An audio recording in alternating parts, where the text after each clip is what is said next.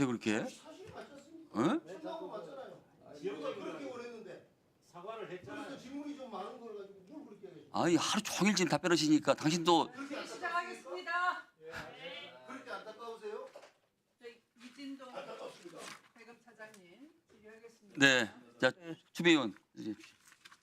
아따 참. 다시 시작해 주세요.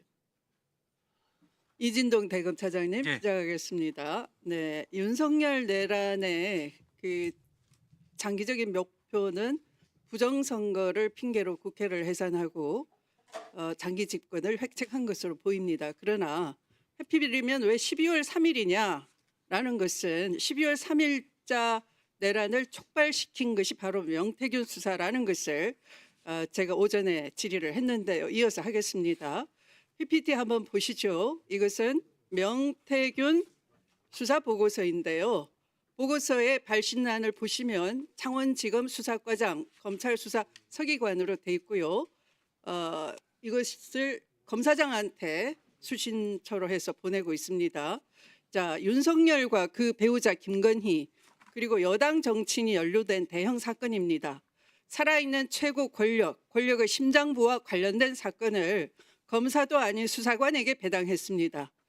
그리고 10월 8일자로 그 수사관은 명태균이 혐의가 없다라는 웃기는 보고서를 보냈습니다. 이게 상식적으로 납득이 안 되죠.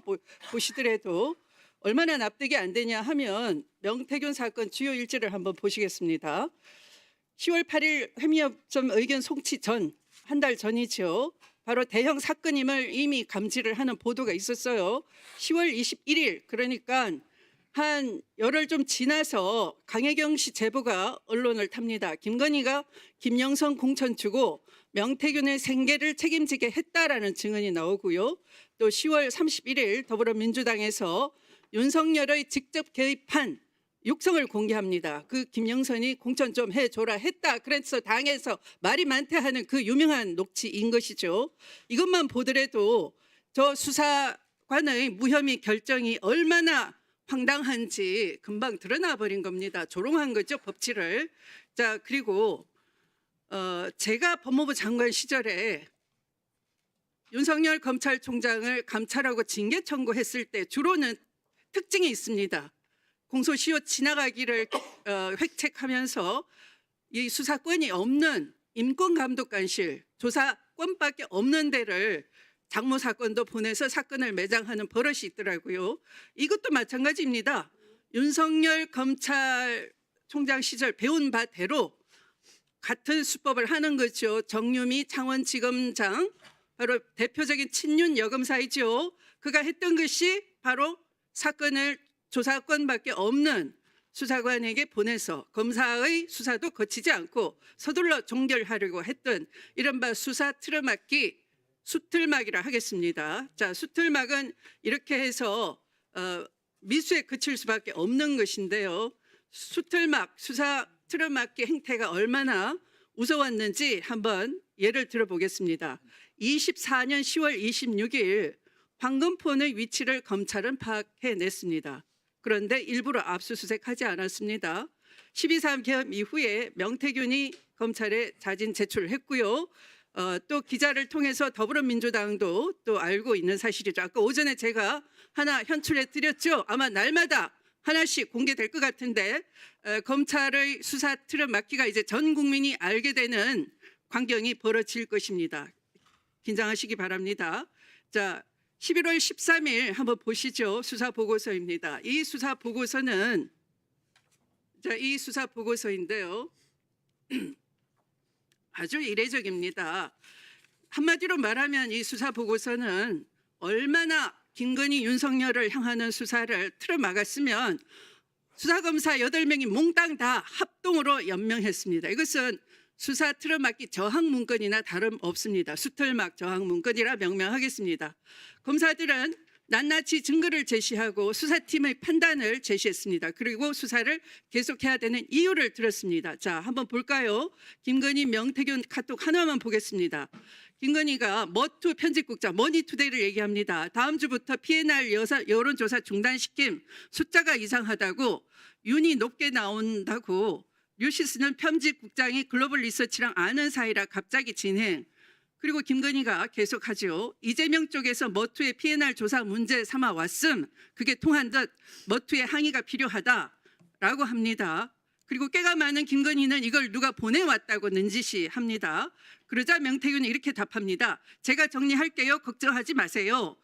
그런데 그 후에 실제로 명태균이 끊기면 1분 더 주시기 바랍니다.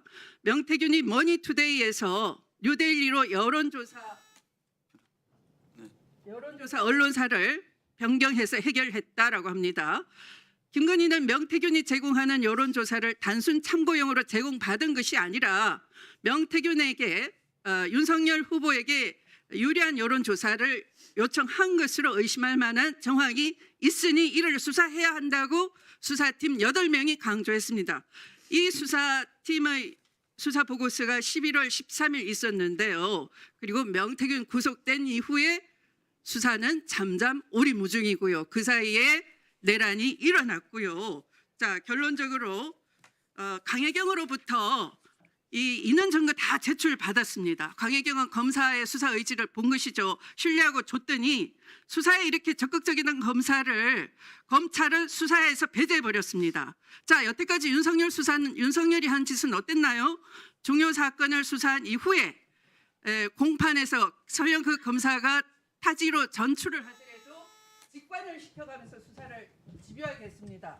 자, 대급 차장님, 조속히 수사 내용을 다 알고 있는 수사팀을 합류시켜서 수사 효율성을 높이고 이것을 철저하게 수사하지 않으면 내란의 진정한 동기, 숨은 동기 수사할 수 없다고 봅니다.